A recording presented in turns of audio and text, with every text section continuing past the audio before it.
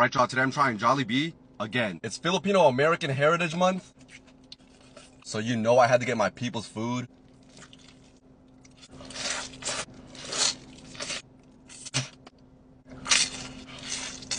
I don't think anybody can go chicken for chicken with the bee. The bee has never let me down. I forgot to get a drink. So none of y'all were gonna tell me that they had a family platter spaghetti at the mini glizzy. I was told they use a banana ketchup. That's what makes it so sweet. Ube pie. Love these pies. Peach mango.